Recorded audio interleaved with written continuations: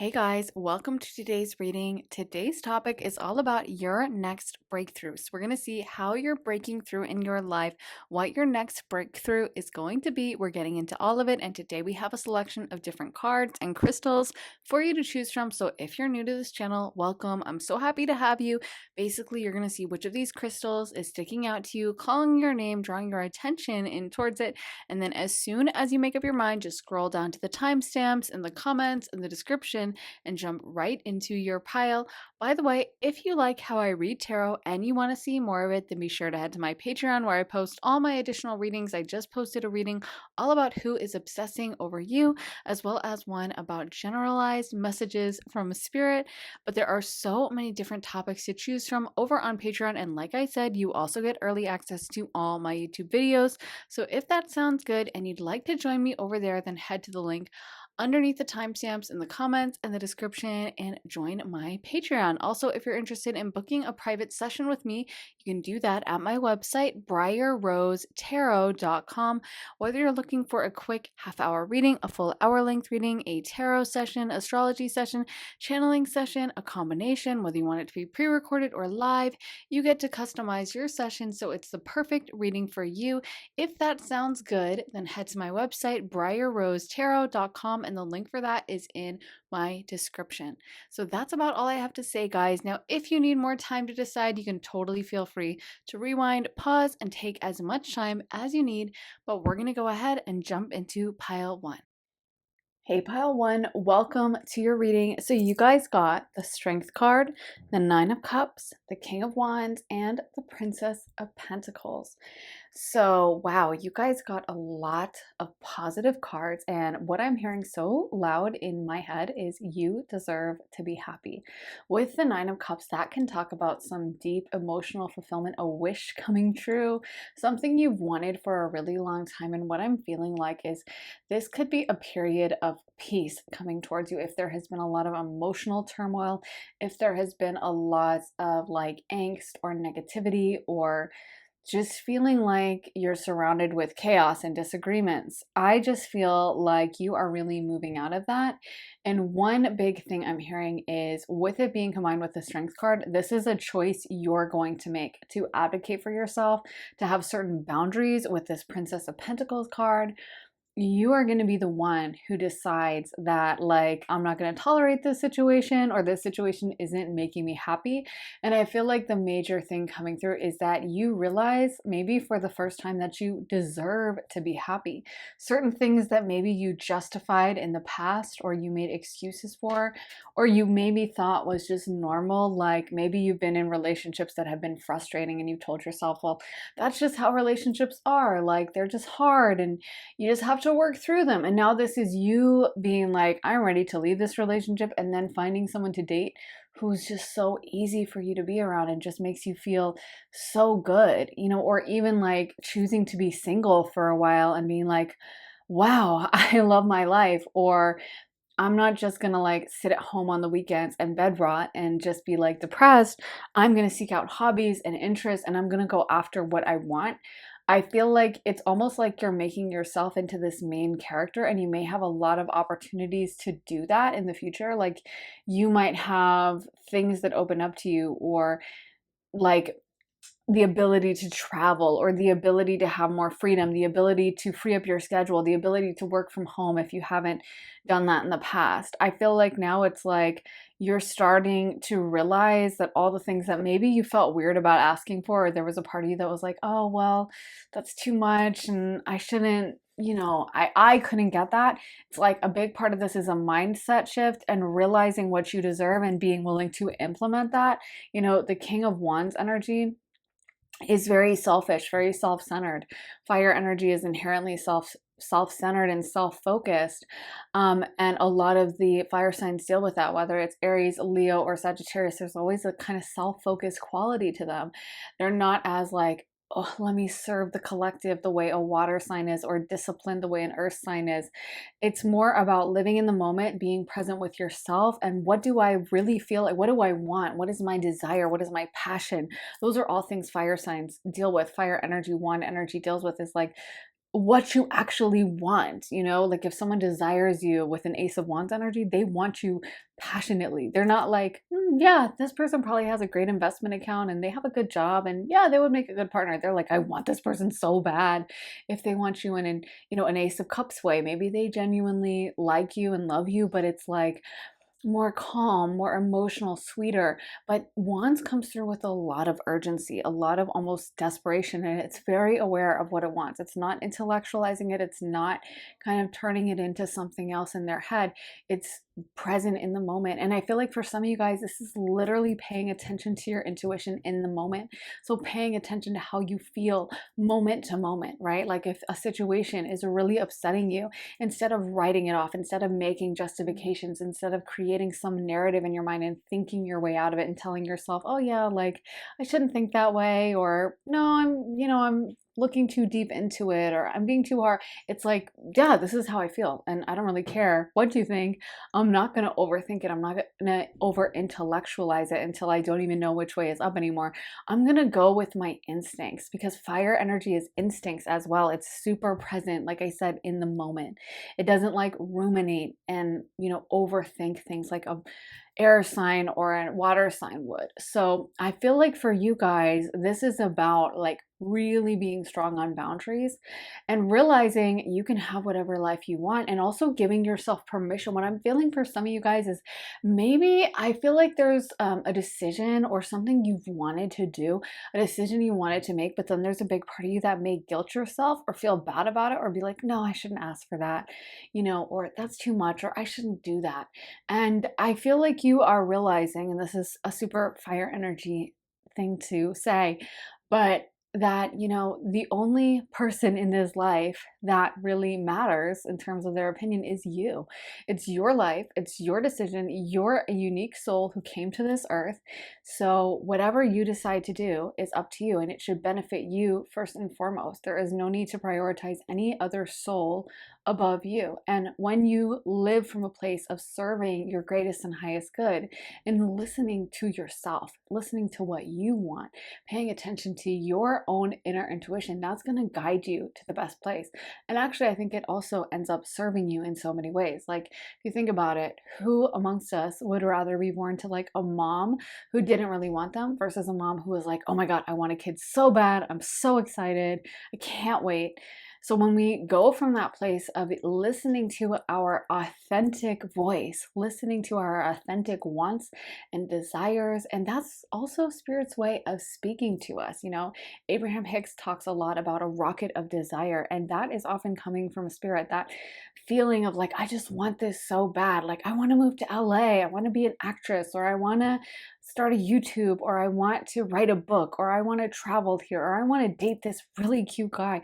All those things can be places that are guiding us to our destiny, like little intuitions, little visions of what's ahead around the corner. And I feel like for you guys, this is about literally listening to that. And then, like I said, taking steps to actually make that happen, taking steps to make it into a reality, not just thinking about it in abstract terms, but like, how do I implement some things in my life and actually go after it and actually make those moves? I want to get some astro dice for leading off this reading. What is the astrology that pile one is encountering? Ooh, so we got Pluto in Taurus in the 11th house.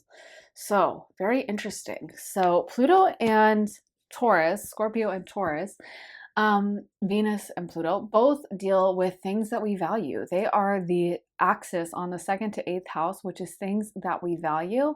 And for the 2nd house, it's primarily your money that you make for yourself. And with the 8th house, it's other people's money, things that they kind of have access to and that they value. And then the 2nd house is more what we value. And then we have the 11th house, Aquarius energy. So there's Taurus, Aquarius, Scorpio energy. But yeah, that axis is all about what we value. And they're both energies that are going to really stick super strongly to what they want for themselves. This could be for some of you guys making more money. But one thing about Taurus and one thing about Scorpio that they have in common sharing that axis is if they value something, they're really going to value it. Scorpio, of course, is a fixed sign, so is Taurus. And they're both about figuring out what you want. They're both about dealing with that. Do I actually like this? Am I into it? You know, when a Scorpio is into you or has a crush on you, a Scorpio Venus, a Scorpio Mars, a Scorpio Sun, Moon, you are going to feel that so strongly because they don't make any, you know, there's no bones about it. Like they are going to go after it if they want it, and if they don't want it, they're not interested. And Taurus has that same energy.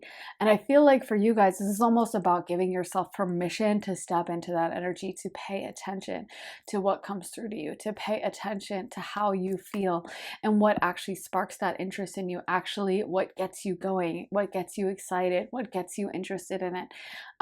Also with the 11th house, that's the house of hopes and dreams. And it's interesting because the 9 of Cups can literally talk about a wish, hope, dream being fulfilled. So this could be a dream coming true for you, or just realizing that some of the manifestations you've had that maybe you thought were like crazy or that could never happen or that's totally out of the ordinary or out of the realm of possibility are more possible than you realized.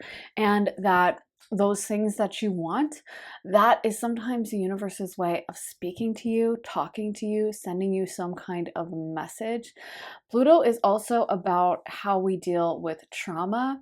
This could even be unpacking your own beliefs about why you've accepted certain behaviors, or realizing that certain limiting beliefs you've had, certain ideas you had about, I don't deserve that, or that doesn't really, that's not a possibility for me, or I can't do that, or I'm not good enough for that, that does come from that place of trauma. And Pluto is really about unearthing that, bringing that out into the light, taking the kind of darkest part of our psychology and like holding it up and like examining it and seeing like, hey, what's going on here?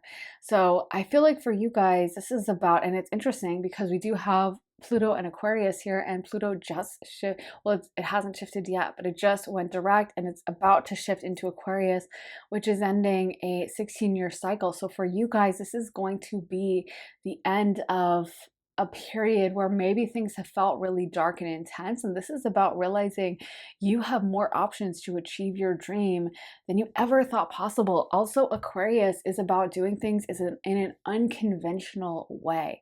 Aquarius is about going outside the lines, going outside the expected format or the map or whatever everyone else expected from you, and doing something unconventional, doing something different and unique. And for you guys, this could definitely be about taking that unexpected path and being willing to embrace it. Also realizing that other people's judgments really have nothing to do to you. What other people have to say, what other people may think about you, shouldn't be a part of your decision-making factor. So if there's something that you really want, but there's been that part of you that's been holding yourself back because of a fear of judgment, this could also be about stepping away from that and really embracing what feels good to you from that deepest place. Okay, so I want to get into this deck as well. So let's see what cards we're going to have come up for pile number 1. Prophets and ancient seers, decisions, predictive guidance. So you guys may be very psychic, very intuitive at this time. And I also could feel this card being about tapping into your power, because one thing I feel with psychic abilities is that it's like we all have them, you know. It's just a lot of people may be rusty or may not even trust themselves. I can tell you that so many times I'll be in a reading and I'll say something about a situation and they'll be like, oh yeah, that's totally accurate, but I already knew that. And I'm like, yeah. And that's oftentimes how it works, is like you already know the situation.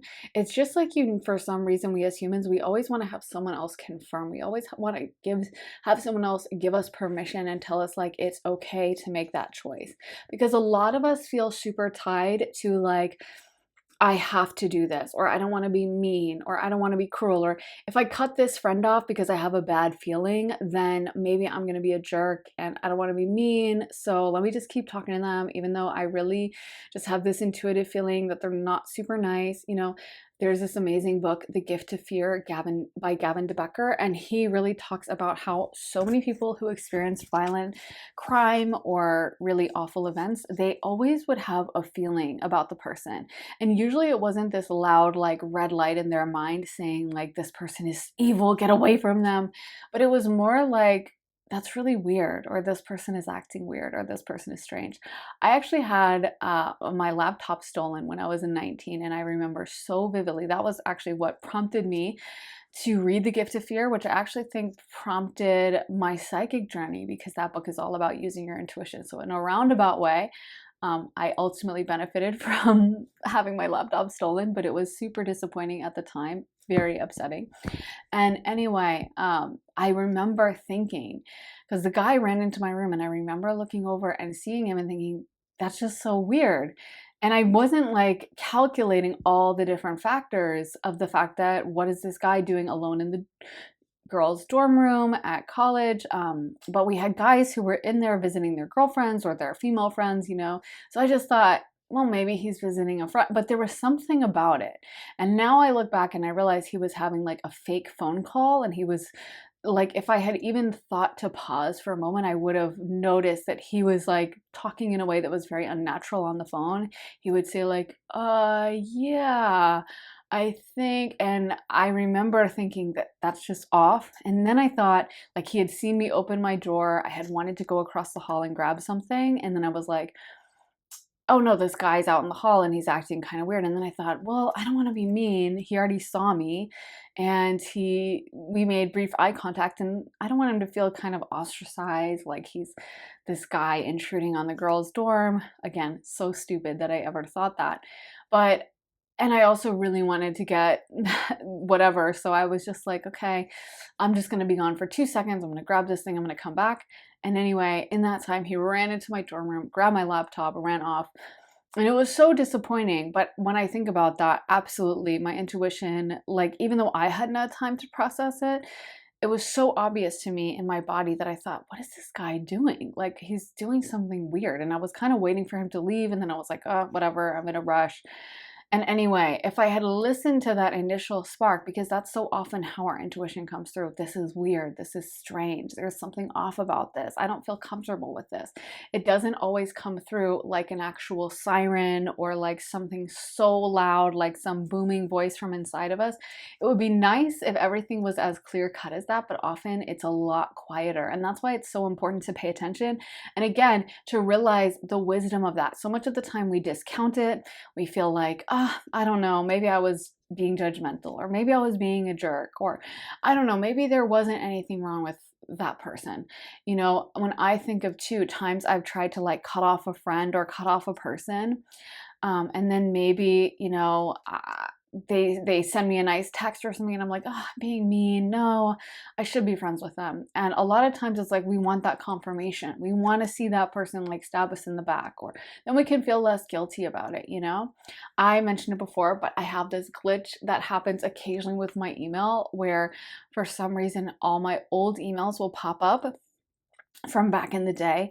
And it's so funny because I used to, my text messages would ping through to my email whenever I would send a text. For a while, it would, like, I don't know what was happening with my account, but it would ping through and actually send it to my email as well as the person's phone. And I think vice versa. Sometimes I would get messages to my email as well as through to my phone. So anyway, I have read those old text messages, and it's funny because certain people that maybe I'm not close to from all those old emails, it's like all those same problems we were still having, all the problems that maybe came to a head one day and the relationship fell out, they were always there. And I remember even emailing myself like articles or stories, or typing out my feelings and emailing it to myself to, I guess, just save it, because I, you know, don't have access to all my old laptops or whatever. So I don't have access to all that old content.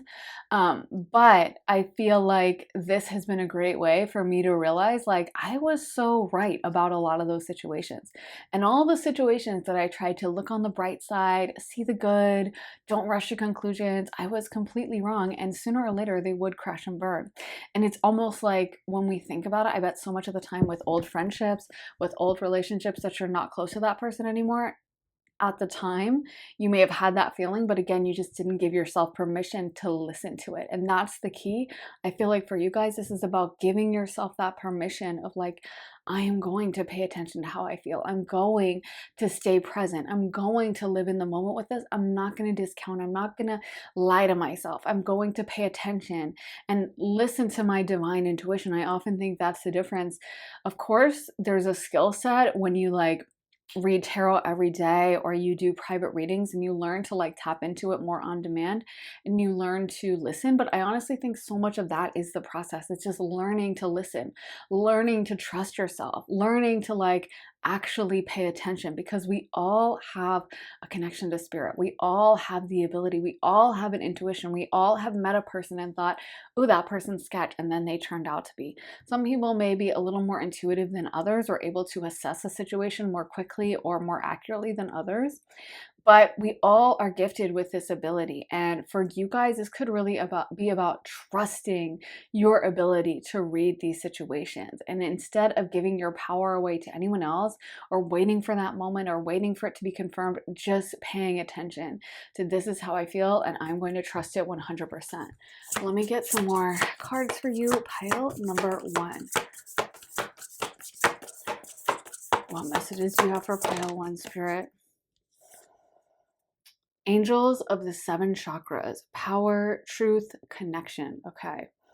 So this could be about having chakral alignment as well.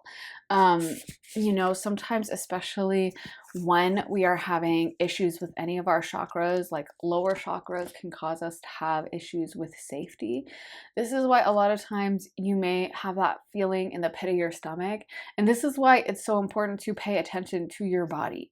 If your heart is beating really fast around someone, that can be a message. If your stomach is tied in knots, if you experience like indigestion around someone, like randomly, whenever you go out to eat with this person afterwards, your stomach is messed up and you're like, wait, what is going on? You know, there are so many ways spirit sends us these messages. If we get anxiety when we see a text from them, if we get a headache around them, you know, all the different chakras can activate in different ways. But I feel like for you guys, this is about, like I said, really being in your body, physically living in the moment. I feel like some of you in this pile, maybe you tend to over intellectualize. I know I do this. People with prominent Mercury placements, like a lot of Virgo, a lot of Gemini, or like Mercury in the first house or Mercury aspecting the sun or the moon, can really over intellectualize, like overthink, like a situation that's so clear and obvious. And Mercury energy can be like, well, okay, so let me analyze it and let me think, blah, blah, blah, blah, blah. And sometimes it's just about taking a spade for being a spade and just admitting that's what it is. And we can really see that, like I said, when we live in our body. And sometimes, like, there's so many books about this, like The Body Keeps the Score, which is an amazing book about trauma, of how trauma affects us bodily. It's so funny because the book talks about even like and in the spiritual community, there's a lot of discussion around how, oh, we're just souls existing in bodies, but our body is like our protection. And that's why there's so much value in it. We really are, we become deeply entrenched and connected in our bodies over the course of like going through pregnancy with our mom and then being born. And by the time we're an adult, we're very much in our bodies. And there's this book, The Body Keeps the Score. And I read this article, I think in the New Yorker years ago, but it was talking about how people who were put under anesthesia a lot of times have these extremely vivid memories of what happened under anesthesia. So technically, like, they're totally knocked out, they're unconscious on the table, and ostensibly speaking, they shouldn't remember anything. But there's so many times when if you put those people under hypnosis, they will be able to recite every word back, or they will find that someone who is put under anesthesia will randomly start saying some kind of phrase, like hand me the scissors or something, or something very specific. And then they'll go back and they'll realize, or they'll, you know, figure out from the doctors or something that that was something one of the nurses said. Or if someone like has a medical issue, medical complication while they're under anesthesia, like say they flatline or there's some kind of little crisis with their health while they're under anesthesia, that person may have severe trauma after the event. Like they might end up having a lot of trouble sleeping or having a lot of trouble, relaxing or whatever. And this book, The Body Keeps the Score, it's kind of about how so much of the time people with dysfunctional childhoods or people with dysfunctional life events, they carry that trauma with them. And so for some of you guys, this might be about doing body work, getting like a Reiki healing, getting a Reiki attunement or cleansing. I also feel like this can just be about learning to sit with your body, learning to meditate or do yoga or just sit present in the moment and listen to how you feel. There's so many events that take us out of our bodies. There's so many times when we're expected to just perform, get up at 7 a.m., rush off to work, be on the metro or the subway or be in your car driving. And then you go to work, you're at work all day, you dash out for lunch, you come back, you're exhausted, you grab dinner. And it's like there's no time to actually sit and think about how do I feel about this.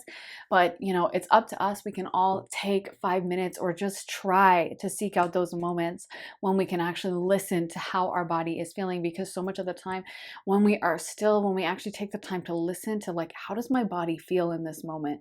Am I feeling frazzled? Am I feeling anxious? Am I feeling sad? Am I feeling upset? And then there's like purging we can do with that. Let's get some more cards for you. Pile number 1. Let's see. So we got up from the depths, releasing difficulty. This may even be about releasing if you have had one of those ideas that, or you tell yourself in narratives like life is hard, relationships are hard, jobs are hard, money is hard, or anything like that. This is about releasing that kind of perspective and kind of changing your mindset so that instead of seeing things through that lens of how difficult everything is or how hard everything is, that you start seeing things through the lens of how good life can be or how it's totally possible to have an amazing partner or it's totally possible to have an amazing job, and no longer accepting the bare minimum from your job or from, a relationship. I've mentioned it a lot in my past readings. I don't know why it's come up for me a lot lately. But like the job I had that was so toxic, and then I got fired on Christmas Eve, which was so crazy. But when I think about that, I think I've been thinking about it a lot just because I've been thinking about how people stay in dysfunctional situations, even though maybe their intuition is telling them something. And I think one of the things I would tell myself at the time was like, oh, well, every job has its issues, or yeah, like bosses get really mad, and she would like scream and throw things. But I would find ways to justify that. And it's funny because again, I compared it to other friends I have who have jobs that like let them watch Netflix while they're working or gives them a huge, amazing free lunch or takes them on, business bonding trips that are to amazing places. And I think, why did I settle for one of the jankiest? I mean, the office was janky. The whole thing was like illegally run. And there was a fist fight in the office. Why did I settle for like the jankiest, most dysfunctional job on the planet? And I think a big part of it was ideas of self-worth, like whether you think you deserve something or not. And that's been something I had to work through. But I think so much of the time when we settle for a dysfunctional situation, it's because we either think that's just as good as it gets, or we tell ourselves these narratives about, oh, well, everything is going to have problems. You can't be too picky. And what it comes down to ultimately is a fear scarcity mindset, that there's not going to be enough, that I have to tolerate this person staying in the dysfunctional relationship. It's because they think no one's going to really treat me that well. I can't really find happiness. But the reality is there are so many amazing possible partners for you. There's so many amazing jobs. There's so many amazing life situations. And it's only going to come through when you're willing to be brave enough to step into it. Because when your life is occupied by that dysfunctional job that you hate and it stresses you out every time you go to it, then you're not going to be able to have time to search for a new job. You're not going to have the openness, the space in your life to welcome in a new job. When you're in that relationship that is grinding you down, you're stressed, you're exhausted, you're tired, or that friendship that just depletes you, then you are not going to have space in your life to find a new romantic relationship or a new friendship or whatever. And it's only when we are willing to be brave enough to kind of step out on our own and just risk it, that's when the vacuum is created, and the universe loves to fill a vacuum. Let me get one more card for you. Pile 1. What breakthrough is happening for pile 1? Attachment. Yes. Longing, desperation. And that's when we get attached to something, when we feel like, oh, I was so alone, or, oh, I'm not going to find another job, and I need this money, or I need this to be on my resume. And that's when we are in a really vulnerable situation. That's why a lot of predators like to isolate, or they like to choose someone who's broke, or, whenever you see the most dysfunctional loser on 90 Day Fiance, they're always going to a country that has a lower GDP or a lower standard of living, because they know that there can be predatory power dynamics at play, that this person is going to feel obligated to stick it out, obligated to stay with them and put up with their dysfunction, because I really want to try to get to a country that has more economic opportunity, or whatever the case may be. So let me just stick this out. Let me just overlook these.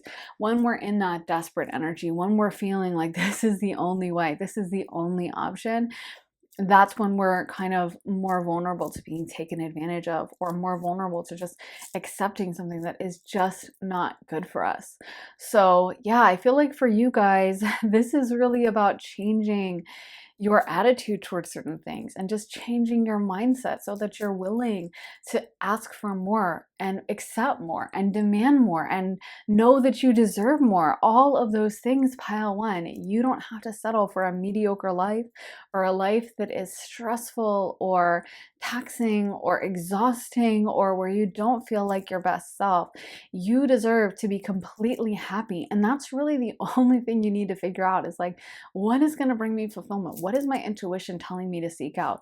And if it's not there, if you are not feeling fulfilled by something, if you are not feeling excited about it, then that is your message. If you're constantly agonizing over it, if you're constantly overthinking it, that's also a message. Like I said, when I look back at those old emails, I just wish I could shake my younger self and be like, girl, you are completely right. Everything you're saying is totally, totally valid.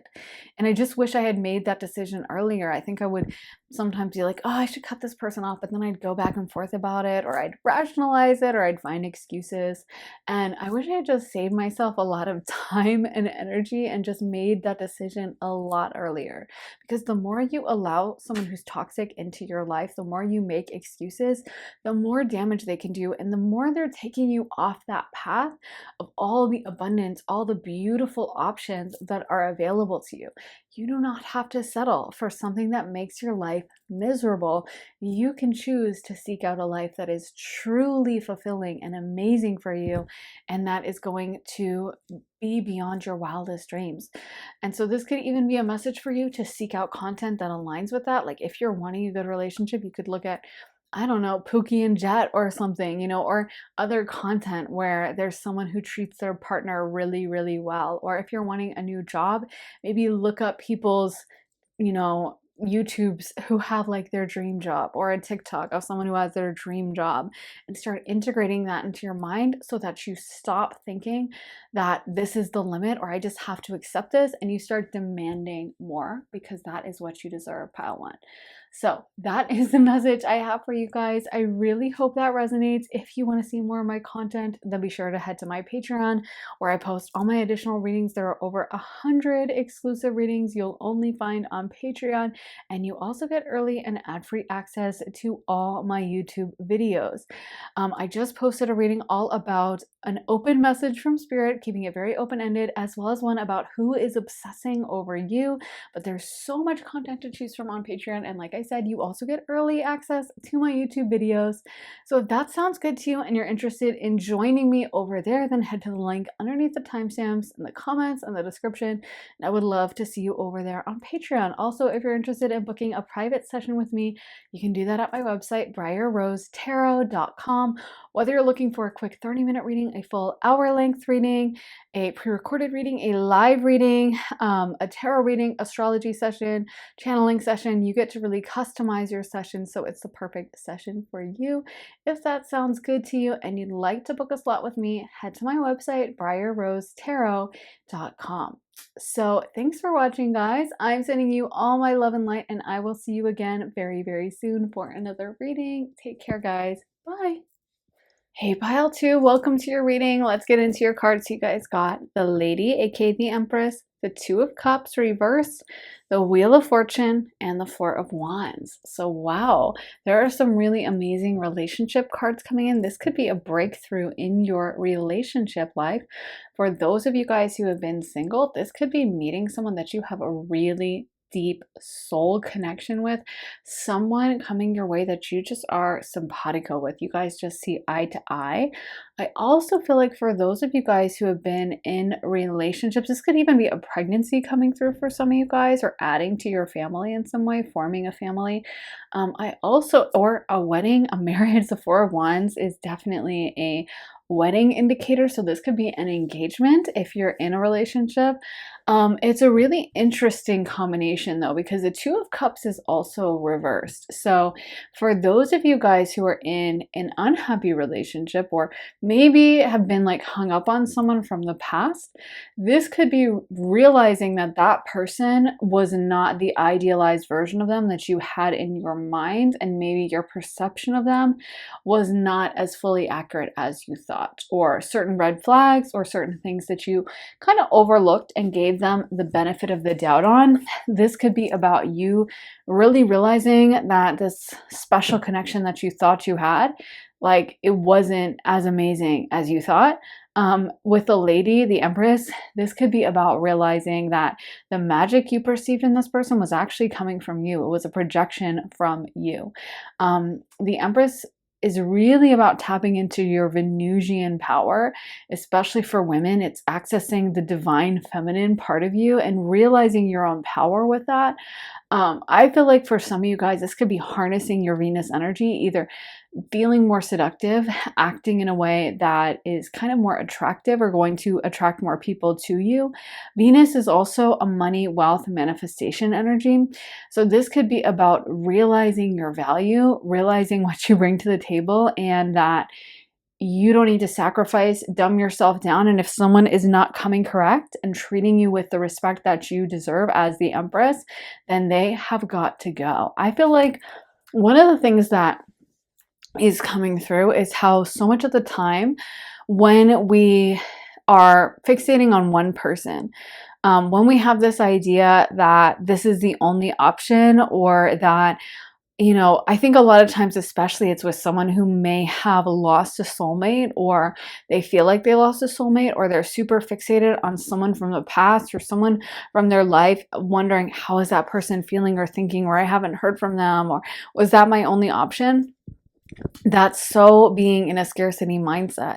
And one of the coolest things to realize in life is that that really special connection you felt with whatever person, it may not have even come from them. It may have come from you, and you can access that energy whenever you want. You can also access that energy with other people as well. Just like, you know, I think you can have a bunch of different friends. You can have lots of different contacts in your friend group, and those can all be valid and special in different ways. By the same token, you can have different relationships romantically that mean something to you with different people. It doesn't always have to mean that that person is your be-all, end-all soulmate, your one chance at love, keeping in mind that the universe always gives us endless options. And even if you felt a deep connection with that person, it's not to take away or invalidate from that, but keeping in mind that people come into our lives for different reasons to serve different purposes. So if someone was only in your life for 6 months and then they left, maybe that was coming in for a purpose of awakening you to something. You also have free will, freedom of choice.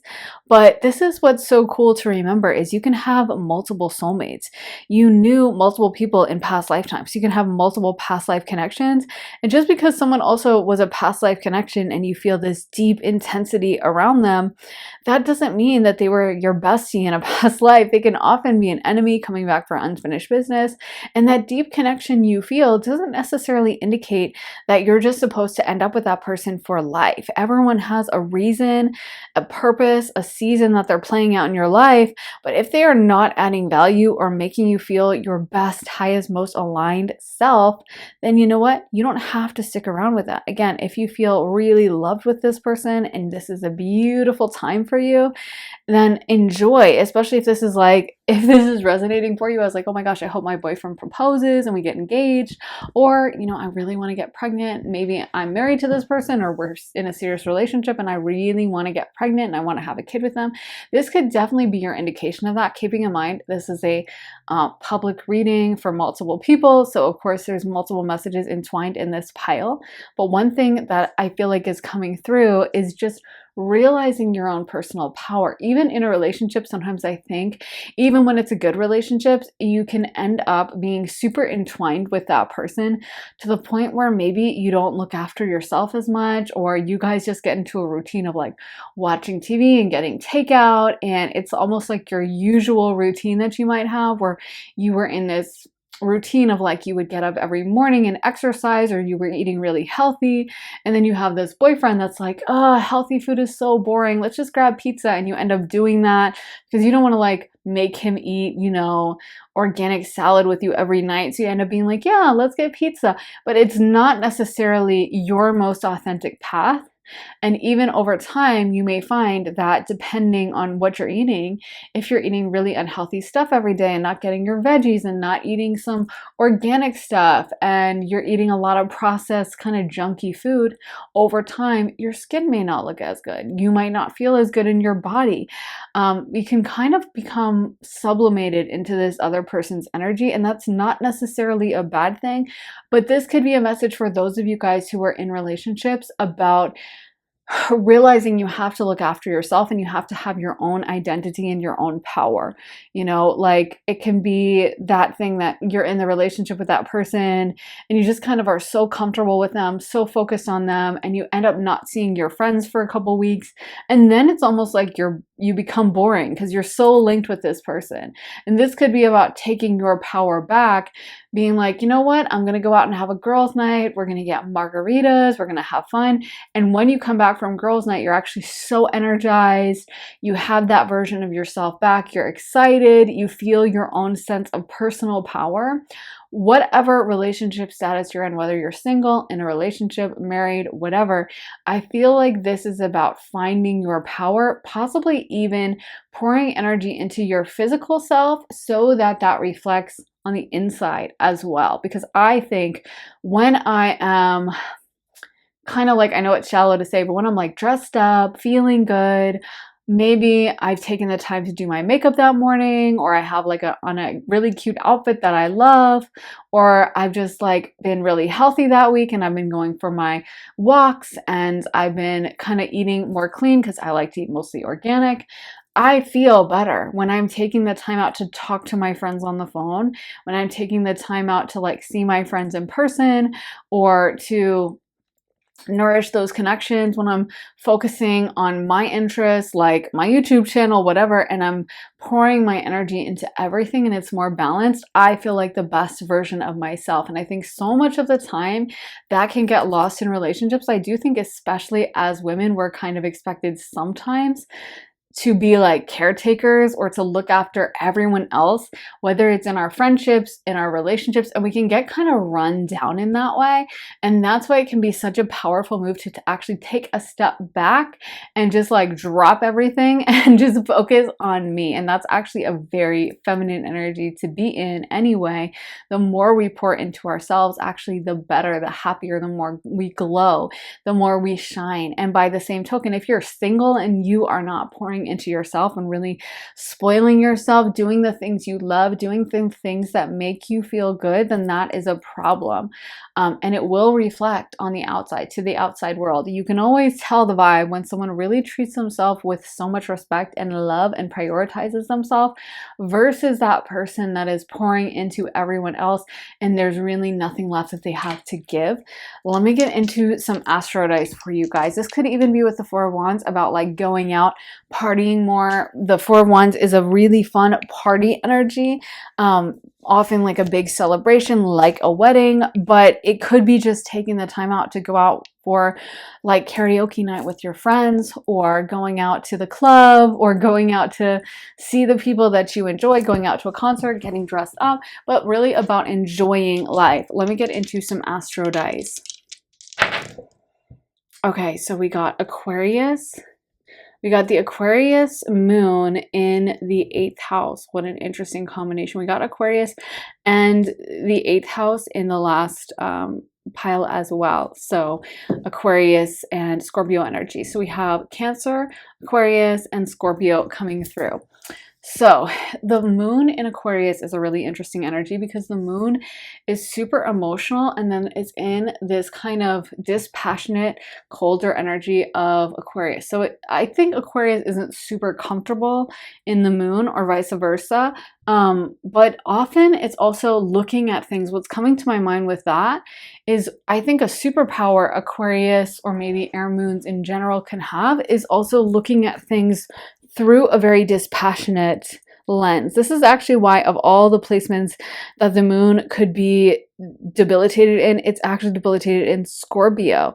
And that's the thing, is a lot of times having excess emotion is actually not the best thing. And in some ways, even though it's not really a natural placement for the moon, but Aquarius, where it's going to be very logical, and it may not feel super comfortable with the moon, but in a way it can also be a bit of a superpower, because when you have an Aquarius moon, you're going to look at things very dispassionately. You're not going to be overwhelmed with emotion. And again, this can be a message too, that when we are in a situation, it's okay to kind of pull ourselves back from that and to look at the brass tacks of what is going on. Am I actually feeling good about this situation? Is it actually serving me? Or am I just going through the motions? Am I just kind of not really, processing what's happening, taking stock of everything?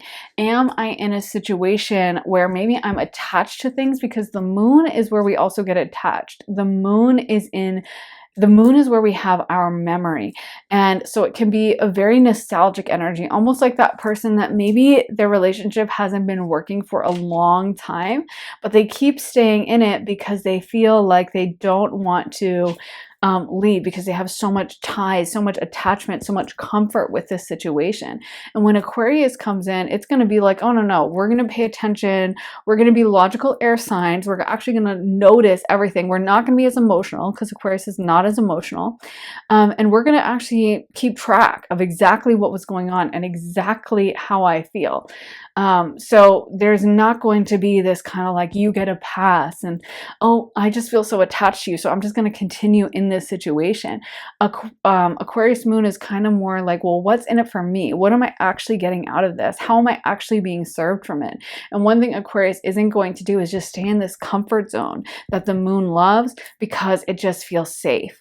So I feel like for you guys, there's a message here about, again, really paying attention to how you feel, what you're getting out of situations. And if you aren't getting anything out of certain situations, if that situation is not serving you, then what can you do to create a life where you are being served?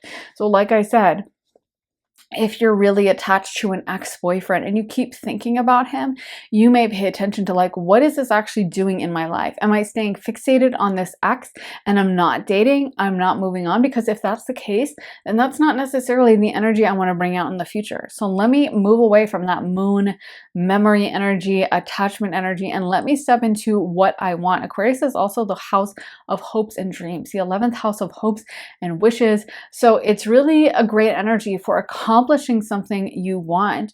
And part of that is being kind of dispassionate, being open. Aquarius is also a very unconventional energy. It's not stuck to one outcome. It's very it's very good at seeing things outside the box or coloring outside the lines. So if you approach an Aquarius with like, hey, you could do it this way, but it's really weird, no one's done it like this before, an Aquarius is going to be all about that. And again, a lot of times we tell ourselves these narratives, or we stay stuck in situations because we feel like that's what we should do, or that's what everyone else expects of us, or that's what everyone else did. And we end up staying very, very stuck in this older energy that isn't actually serving us, because we just feel like, hey, I don't want to be judged by anyone, or I don't want everyone to think I'm failing or I'm a weirdo or whatever. So let me just stick and stay in this stagnancy. And I feel like that's what Spirit is telling you that you need to step out of, is like, let people judge, let people think what they want to think. All you need to pay attention to is how you are being served in these situations.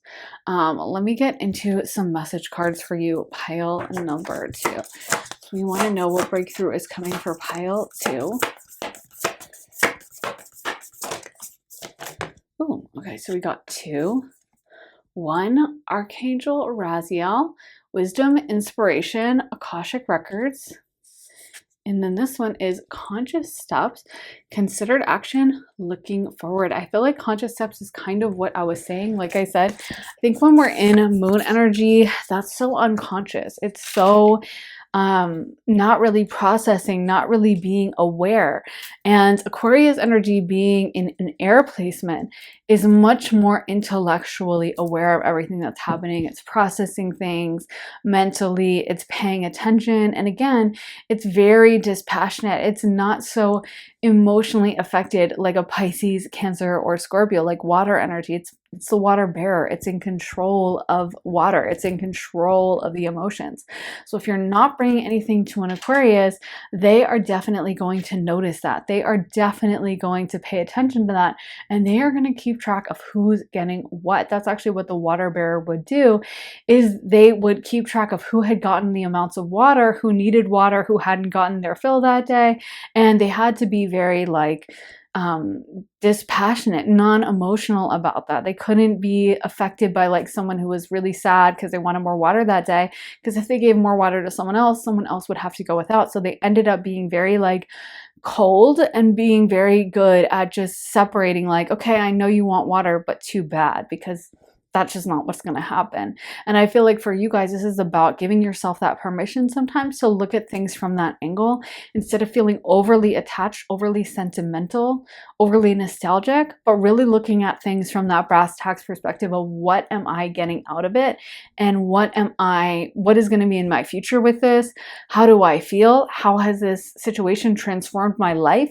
Whatever this situation is, whether it's a career, job, relationship, definitely there's a lot of relationship energy coming through with the Lady, the Empress, the Two of Wands, the Four of Cups, but it could also definitely be in your career or whatever your living situation. But what am I getting out of this? Am I happy? Am I fulfilled or not? And being a little bit more selfish about that, paying attention to what you want and what you deserve instead of what maybe someone else wants of you, or what tradition is, or anything else.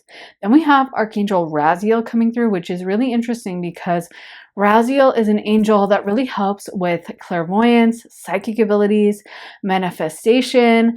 I feel like for some of you guys, you are so in tune with what everyone else wants, what everyone else feels, their intuition, their guidance, or their feelings, that sometimes you lose track of your own. This is something I've noticed as a tarot reader, an intuitive. I wasn't as aware of it directly until I started doing private readings. And one thing I noticed is a lot of times I would do a reading with someone, not always, but occasionally this would happen, and I would feel such negative emotion, and I would feel just an overwhelming amount of like negativity being directed at me from them. And I would think, wow, this person must really not like me, or they just didn't like the reading, or they were really unhappy with it, or whatever. And I would just think, wow, okay, well, anyway, that sucks. And I would be kind of offended almost. And then it's funny because a bunch of times that person would book another reading with me, or I would get an email from them and they would say, by the way, thank you so much for the reading. It was so accurate or whatever. And I realized a lot of times when I would pick up on this intense negative energy, it wasn't because of anything I was doing. It had nothing to do with me, and it was everything to do with that person's emotional state. And for me, that was such a wake-up call because I realized so many interactions I was having, maybe the barista that I felt like was just super nasty to me when I picked up a coffee. I don't drink coffee, but like, for example, or when I'm checking out at a store and I just feel like, whoa, why does this person hate me? What are they doing? Or someone's rude to you in traffic or whatever. A lot of that, like things that, situations that I would take personally or feel like there was something I was doing bad, a lot of it had nothing to do with me, and it was everything to do with that person's emotional state. And so much of the time when we encounter someone and we get a wave of emotion in one direction or another, a lot of times it has nothing to do with us and everything to do with just that person, what they're going through that day. You know, you can feel the energy shift if like someone is calling you and they just got off the phone with their boss because they got fired or they got a promotion. Like that's an obvious example of energy shifts, and we're aware of it in that sense and from that dramatic of a perspective. But that's the thing, is so much of the time when you deal with people on a daily basis, you're not dealing with them in the present moment fully focused on you. You're dealing with them and whatever they just dealt with, whatever they just talked to, whatever they're going through. And that's why it's very important when you are intuitive to have these boundaries up, and again, to be willing to pour back into ourselves, even to have a space with ourselves. Sometimes, again, when you're in a relationship, you can end up really not having boundaries up with your partner, or just you kind of sublimate into their energy and vice versa. They just kind of bleed into your energy and you bleed into theirs, and there's not as much separation. And that's why it can be so important to take that time out for yourself, to have an afternoon where you spend it on your own, or you do things that you really love, or you go out to see your friends, or you do things to nourish yourself and put that energy back into your own self instead of just being completely consumed with anyone else's energy. And a big part of it, again, is realizing that the universe does have endless abundance. So if a situation is not serving you, if someone is not treating you well, if someone is depleting you, then you need to pay attention to that, because you are valuable and you deserve to be treated amazingly. You deserve to feel happy and satisfied. And of course, all relationships go through hard times, and all situations at work or at, you know, a job are going to have stressful days. But if every day is a stressful day, if every day is like, oh my God, I have to get through it, then that's a really strong message for you. And that is going to deplete your energy. That is going to take away your glow over time. And this is why it's very important to prioritize and even to pay attention. I always think it's so important to pay attention to how you look when you're in a relationship or at a job. Are you feeling like completely burnt out? Are you looking in the mirror and thinking, oh my God, I look so tired? I remember when I was in kind of this not so great relationship and I sent a picture of me to one of my best friends and we are at that level of friendship where he can be like completely honest with me, and he was like, wow, you don't look very good. And I was like, excuse me? But you know, he was like, yeah, you don't really look like yourself. You look really tired. And honestly, that was for me a big wake-up call as well, because I was feeling tired. I was feeling depleted in the relationship. I didn't want to admit that for myself, but when someone else pointed it out and I could look at my eyes and see like the under eye circles and just see the expression in my eyes that I looked exhausted, and then I could realize like, yeah, this is not serving me, because I feel like I made a lot of excuses. And it's hard when your energy becomes tied up with someone and they want something from you, or you feel like they're also energetically connected with you and they feel like they need you. It's very hard to like leave that behind. But I felt like when I saw that picture, and I saw it through my friend's eyes and he actually pointed it out, he didn't just think it, but he like told me, that's when I was like, yeah, I do look tired. I do not really look fully like myself. I look a little exhausted in the eyes. I look a little frantic, like this is not the best version of me. And I want to look rested. I want to look Venusian. I want to look in my Empress energy. I don't want to look burnt out, fried, exhausted. And some people also, regardless of their intentions, but they may not have boundaries. They may not have the right way of looking at things. It may not even be that they're trying to do anything bad to you, but they just may not have the boundaries that they need in order to be the best partner. And it may not be that they're trying to hurt you or do anything bad to you, but they may be in that energetic feeling of lack where they feel like they just need to take from you. This can even be with someone who's connected with you on the astral plane. Sometimes if you're really connected with an ex or someone you had a connection with, it could be because they're contacting you all the time up there and they feel like they need you and they miss you and they think of you all the time. But if that is energetically draining you and you feel exhausted by that and you feel like you think of them all the time, but it's taxing you, it's weighing on you, you don't feel good, again, that's also a message, and you don't have to stay in that energy. You don't have to stay connected to anyone you don't want to be connected to. Let me get some more cards for you. Pile number 2. What is pile 2's next breakthrough? Prophets and ancient seers, decisions, predictive guidance. Let's get one more. Archangel Haniel, joy, blessings, intuition. Great. So it's interesting. We got prophets and ancient seers also with pile 1. So maybe some of you guys felt connected to pile 1. If you did, you can always, of course, go back and check that reading as well. But I do feel like so much of the energy around that card is tied into using your intuition and really paying attention to how you feel. It's funny because Haniel is also an angel that helps with psychic abilities, literally connected with the moon, which we were mentioning earlier, but very, very connected with psychic abilities and even making like crystals and potions and spells, that kind of a thing.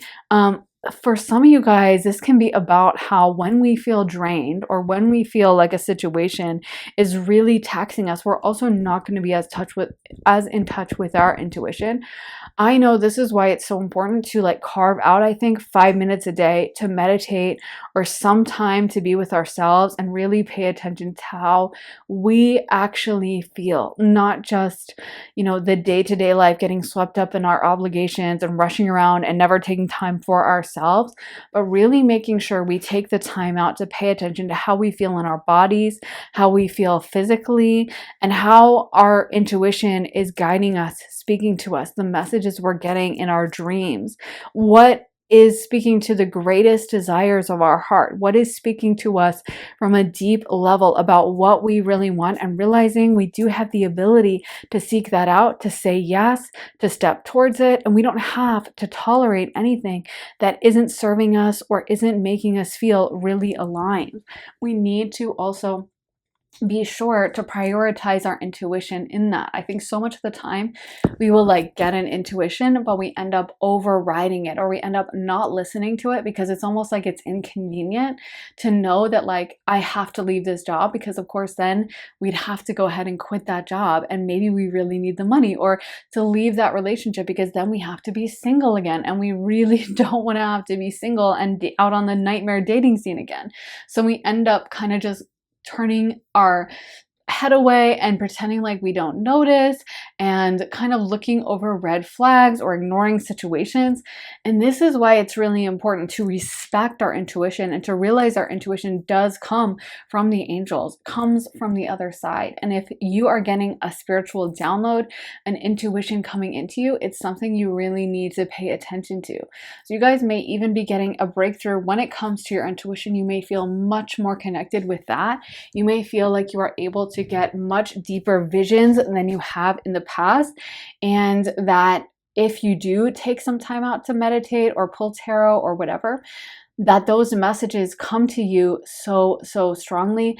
I also feel like a huge way to use intuition, and I was mentioning this to pile 1, is just paying attention to how you feel in your body. If you feel really depleted, really tired and burnt out in a relationship, that is your body speaking to you. If you feel like you get a headache whenever you're around a person, then that could be something connected with your upper chakras, your crown chakra, your third eye chakra. If you feel like you get stomach issues, or like every time you go out to eat with this friend, you get an upset stomach, then that could be your lower chakras, your chakras that have to do with feelings of safety. If your heart is racing, obviously that's connected with your heart chakra. So there's so many ways we can pay attention to what spirit is trying to tell us. How we feel when we're around a person, situation, or place is the universe's way of speaking to us. So make sure you guys are listening. Make sure you guys are paying attention, because I do feel like you have these amazing psychic gifts. This is just about learning to pay attention, learning to listen and receive them with the grace and respect that they deserve.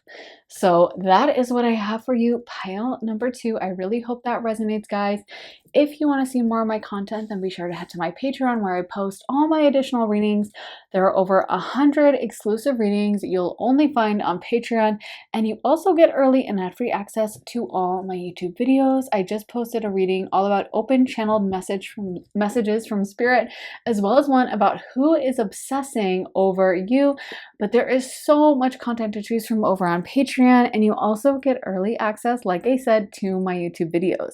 So if that sounds good to you and you're interested in joining us, and then head to the link underneath the timestamps in the comments in the description and join me on Patreon. Also, if you're interested in booking a private session with me, you can do that at my website, briarrosetarot.com, whether you're looking for a quick half-hour reading, a full hour-length reading, whether you want it to be pre-recorded or a live, whether you want it to be tarot focused, astrology focused, open channeling, a combination. You get to really customize your session, so it's the perfect time for you.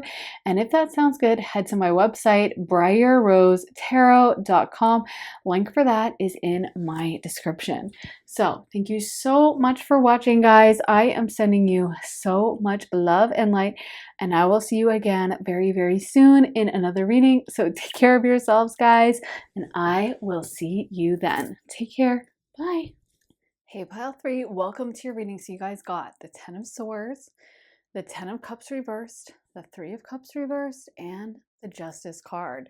So there is a situation that you guys are about to get a breakthrough in, and that breakthrough is going to come in the form of some kind of knowledge, some kind of wisdom, download, maybe some information coming out, being revealed to you. This situation may be something you have been stressing about, worrying about for a really long time. It may have been something that was really occupying your mind, may have been something that was just causing you a lot of stress. I feel like some of that, for some of you guys, this situation may have something to do with like rules, regulations, some kind of information about a situation where it felt like it was like out of your control in some way. Like maybe you're waiting to hear back from your boss about something, or there's a lawsuit that you're wanting to know, how is that gonna work out for you? And I'm not necessarily saying for all of you guys it's gonna work out amazing, because we do have the 10 of Swords upright and then the 10 of Cups reverse. But I feel like whatever information you get about this, it's almost like it's a relief, and then you're allowed to move on and kind of heal from it. And at least you know now the situation, at least you know what's going on. There may be a situation in which you tried to really have rose-colored glasses or kind of see the best in a person or a situation, and now you're unable to just pretend anymore, and you have to kind of admit the situation for what it is. And what I'm hearing from spirit is that this is actually like a chance for a rebirth from you. Like this is a chance for a new fresh start, because for some of you guys this could even be severing a connection, like someone who pretended to be your friend or pretended to like you, pretended to be on your side, and actually was rooting against you the whole time. I feel like for you this may even be about really taking stock of your social circle and kind of keeping it small. But for a lot of you guys, this is about some kind of knowledge that comes to mind. And it's almost like you also may just realize that all the time you have spent worrying about this situation, all the energy you have given this situation is a waste. With the 10 of Swords, it's almost like I am done worrying. I am done freaking out. I'm done panicking. I am done not kind of just accepting this situation for what it is. I'm done trying to will it to be something else, and I'm just going to accept this situation for how it is. I'm just going to see this situation clearly. It may even be something that has been a long time coming, or something that you've wanted to admit to yourself, or something that you have been kind of dancing around, haven't wanted to admit to the full extent of what it is. And now it's like, okay, I'm just going to call it out. I'm just going to admit it. I'm just going to be willing to deal with the pain of accepting this situation for what it is. And I don't really care what happens with it. Like, I am okay with whatever outcome. There may have been some outcome that you were almost like terrified of. Like, you were like, oh my God, I never want him to break up with me. I don't know. I have a weird feeling about this relationship, but if he leaves me, I don't know what I'm going to do. Or, oh my gosh, like at my work, I feel like my boss doesn't like me, but I'm really hoping I get to keep the job, and then you get fired. Or your boyfriend breaks up with you, or you find out that someone's been embezzling money from you, or whatever. There's some information that I feel like maybe gets revealed to you, or you receive some kind of knowledge. And even though it may feel painful or like a betrayal at the time, I do feel like there's also a big sense of relief. There's a big sense of like, okay, now I at least know. Now I no longer have to live in this energy of delusion, wishful thinking, worry, because at least I have figured out what this is. For some of you guys, this could even be leaving behind bad habits. We have the 3 of Cups and the 10 of Cups, and both of those cards can have to do with drinking too much. And I feel like for some of you guys, whether it's drinking or any other bad habit, but this could be deciding to leave behind certain activities that you know don't really serve you. So if there's any kind of bad health habit you've been engaging in, or something you've been doing that you know isn't exactly the best for you, but you feel like you can't leave it behind, or you feel very attached to it, this may be about getting the courage to finally make that change and finally cut off something that, again, has not been serving you for a while. And maybe you have already felt the need to make the change, and this is just finally going ahead and deciding to commit to like sobriety, or deciding to commit to like walking every morning, or eating a certain healthy diet or something like that. Deciding that you're no longer going to engage in this thing that hasn't really been making you happy anyway. So it's time to leave it in the past. And I feel like a lot of you guys might be making new commitments to your health or to your routine because of that. This could even be for some of you guys, I feel like, deciding to pursue something that it's almost like you've wanted to do it for the longest time, but it's going to require a lot of work. I'm feeling for some of you guys even a vibe around going back to school. That's what the Justice card is coming out to me. The Justice card does have a connection with the law. So I'm seeing someone go back to law school, but it doesn't necessarily have to be that. It could just be like, I'm deciding to change careers. I know my initial income is going to suffer a little because I'm like a newbie in this industry, or I am going to get my degree, or I'm going to get an associate degree, or whatever the case may be. I'm going to get my certification in something. But I do feel like there's something a lot of you guys are going to be embracing, that it's very kind of a little bit scary, a little bit nerve-wracking, but it's something you've wanted for the longest time. And this is also about putting your faith in yourself and realizing that you can trust your own choices. You can trust yourself. You can put all your cards in your own basket, and you have your own back, and you've got this. Let's get into some astrology dice for you. Pile number 3. So we got Uranus, Taurus, and the 10th house. We've had a lot of, I think, Aquarius, Uranus energy has come through in every single pile, and Taurus came in another pile. So we've had a lot of this Aquarius energy and Taurus energy. But yeah, and you guys also got Capricorn. So we have Capricorn, Taurus, Aquarius, and it is Uranus and Taurus in the 10th house. So yeah, the 10th house is, it's funny because Uranus and Taurus, or excuse me, not Uranus, Taurus and 10th house Capricorn are both energies connected to Earth, and kind of like what we're willing to work hard in. Earth energy is all about putting that work in and being willing to commit to the long term and being willing to face those hard truths. It's funny because Earth signs definitely don't get the same kind of comfort that I feel like us water signs, or at least me as a Pisces, I get from just like, oh, it's all gonna work out, it's all gonna be okay. Whenever I try to tell that to like the earth signs in my life, they always get so annoyed because they're like, it's not gonna work out. We have to put in the work. And if we don't do the work, no one else is gonna do it. And in a way, it can be really stressful and I can get really annoyed. But on the other hand, it's like, yeah, they have a valid point. And a lot of times the earth signs are the ones you want to trust, you want to be with when like the ish is hitting the fan, or if you need to start to build a business, or if you need to start to do something new in your life, because they are going to see those situations clearly. They're not going to just put on those rose-colored glasses, pretend everything is fine, and just be overly optimistic or whatever. They're going to call it out and recognize what's going on. And there is no energy of them just being in like the Lulu world and pretending that it's all good and it's all going to be fine in the end. And I do feel like for you guys, there is that message around being honest with yourself and the freedom that you get from that. The freedom when you finally call a spade, when you finally address a situation and admit that it is what it is. So much of our suffering comes from that energy of, instead of admitting a situation, or instead of admitting what's going on, we're almost too terrified to go there, right? We're almost too terrified to just admit what's happening. So instead, we create all these lies and concoct all these stories in our minds. We tell ourselves all these narratives, when if we just admitted the situation was what it was and addressed it correctly, then none of that would be going on anyway.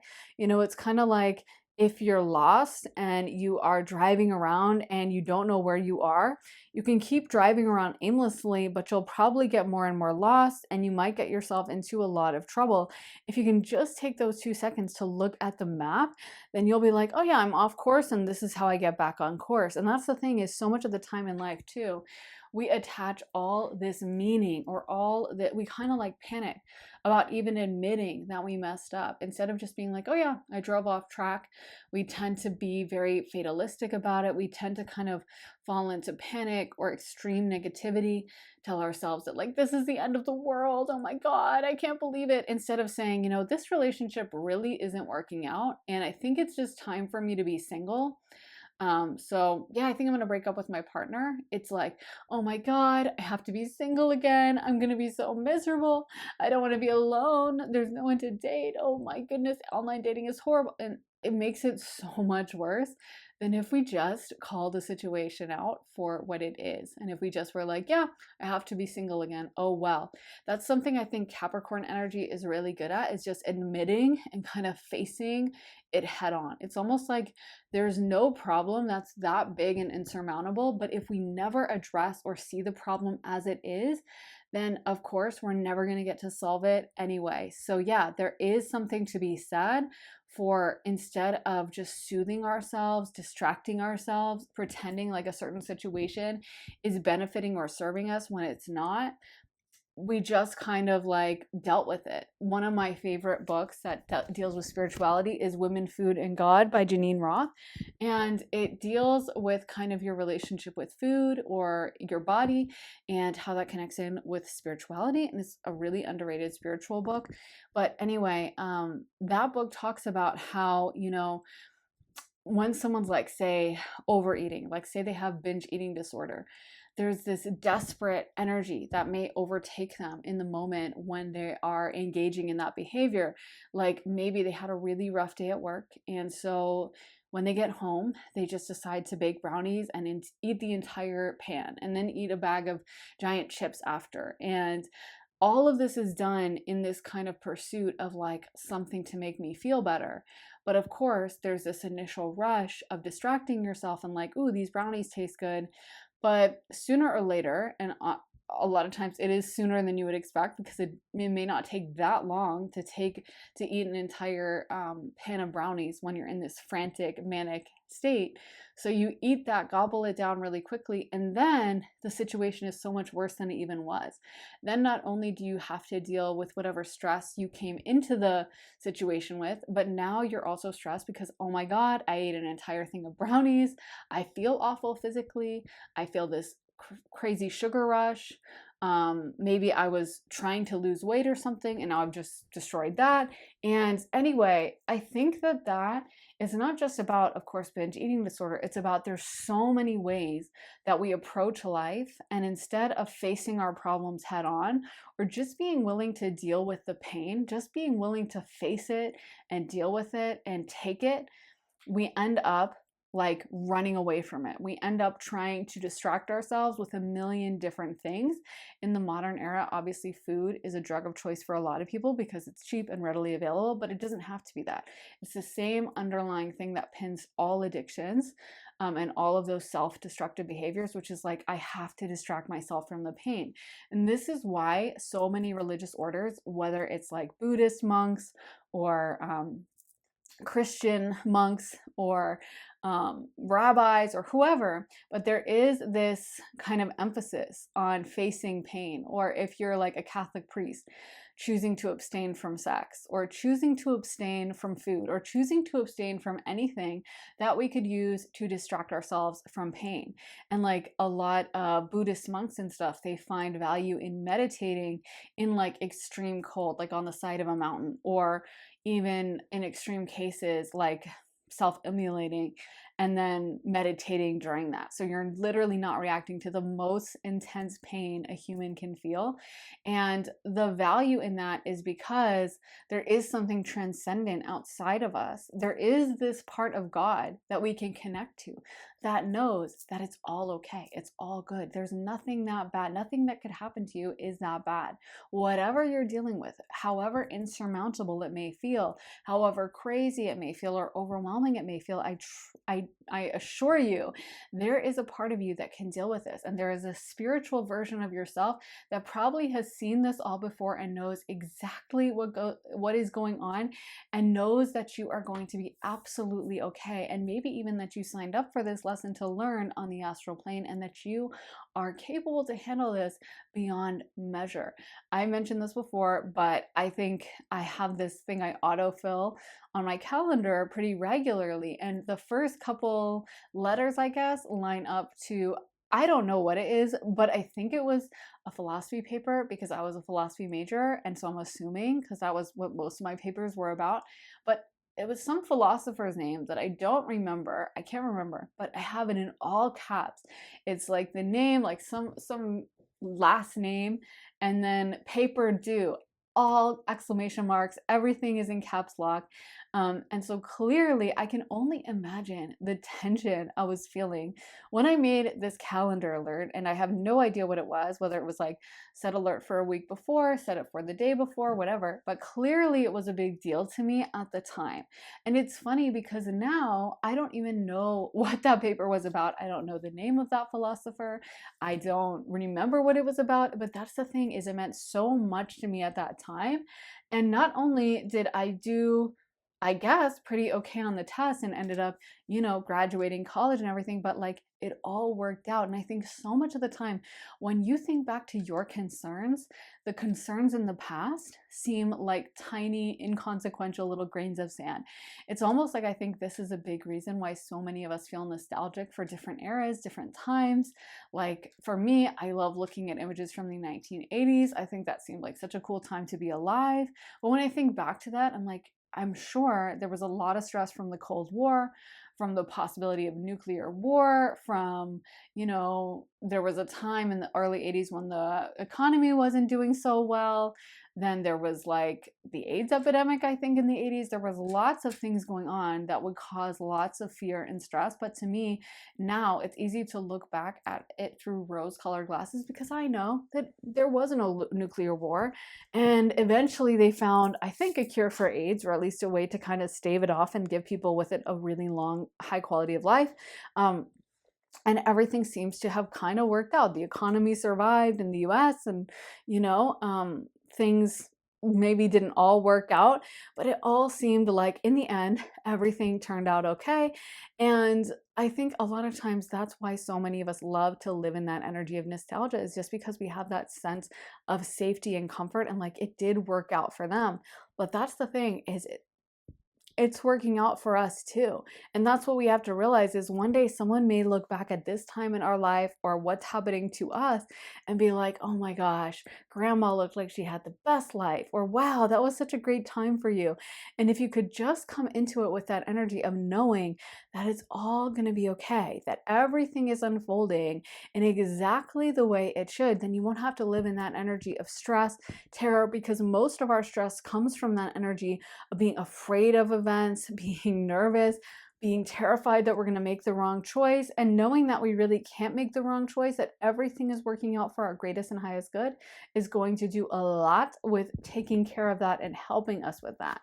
Because there really is no need for us to freak out or worry about possibilities when life has so many different ways of unfolding. Even with this Uranus energy, Uranus is the unexpected. It is outside the box. It is things that may seem bizarre. You know, when you have a Uranus transit, that means that part of your life is being seriously disrupted. Your values are going to be questioned in that area. You're going to have to question yourself and what you thought you wanted. And that's the thing about Uranus, is it is the great disruptor, but it leads to so many amazing things. Uranus connects through with Aquarius and the 11th house of hopes and desires. So literally we get our hopes and desires through the unexpected. And so many people will say that, like, oh my God, I got fired from my job. It was the lowest point of my life. But then because I was fired, I ended up just getting this job at this local store, retail job. And then I moved my way up to manager. Then they said they loved the way I styled. They asked me to work for corporate headquarters. Then I moved to Manhattan. I became a buyer, and then I entered the fashion industry. And like something that seemed like such an L, something that seemed so negative, leads to a positive, right? So if we can really trust that process and we can repeat that to ourselves as some kind of a mantra, that everything is working out for my greatest and highest good, then there's nothing that we need to be afraid of, nothing we need to live in anxiety or stress about. And just know that, baby, it's all good. There's no bad decision you can make for yourself. Spirit has got you, and everything that happens is going to unfold in the way it 100% should. So I want to get into some more cards for you, pile number 3. So let's see what cards we're going to get for pile number 3. What breakthrough is happening in pile number 3's life, Spirit? Okay, so this is Archangel Zadkiel. Self-acceptance, compassion, forgiveness. Okay. Let's see. Okay, Archangel Raguel, justice, harmony, solutions. This one is connections, partnership, contact, commitment. And let's get one more card. Angels of the 7 chakras, power, truth, connection. So I always think with the 7 chakras, one of the things that's super interesting with that is how it shows up in different parts of our body. We can often feel what chakra needs work or what area is really being affected. If we hang out with someone and we always get something in the pit of our stomach, we always feel really nervous and kind of unsettled down there, then that can be that message that that person is affecting our lower base chakras that deal with feelings of personal safety. If that person is making our heart race, that may mean that we are connected with them through our heart chakra, or that it could be good or bad within our heart chakra. If we feel immense love from them, overwhelming in our heart, then yeah, obviously that's a good thing. If we get a headache when we're around them, then that person may be affecting our crown or our third eye chakra. This is why it's really important to maybe develop a meditation practice or something that puts us back into our body and makes us truly feel whatever we're dealing with, whatever we're going through, because it can be so easy when we're kind of going through life and we're kind of overwhelmed and we're preoccupied with our daily routine to just take away from or have us get away from how we feel in our body. And often when you can just take that time out to meditate, what you'll find is initially you just get this blast of like thoughts coming to your mind, and I need to do this, and I have to call this person, and then this needs to happen, and oh my God, blah, blah, blah. And then it's like what comes through is this immense sense of peace if we can work through the initial flurry of like panic and anxiety and human stress. And this is something that I think is the real benefit of manifestation, is because it just connects us with that place of spirituality, love, connection with God, spirit, whatever you want to call it. That place on the other side that assures us that, again, there's no wrong answer. And that's something that I even feel when I do like private readings and stuff. I never get someone on the other side coming through with panic or stress or like, oh my God, blah, blah, blah, blah. Oh no, like super tense. They're almost always in that place of deep calm, love, support.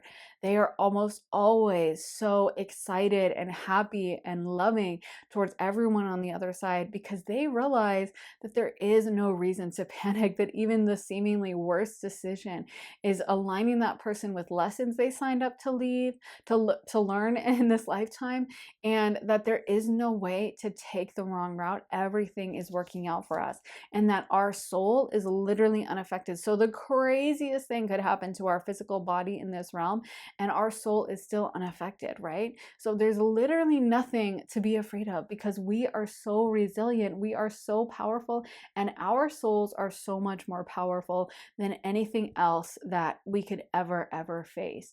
So it's interesting that you guys got connections, and you also got Archangel Raguel, because Raguel actually deals with moving through arguments and helping to resolve conflict.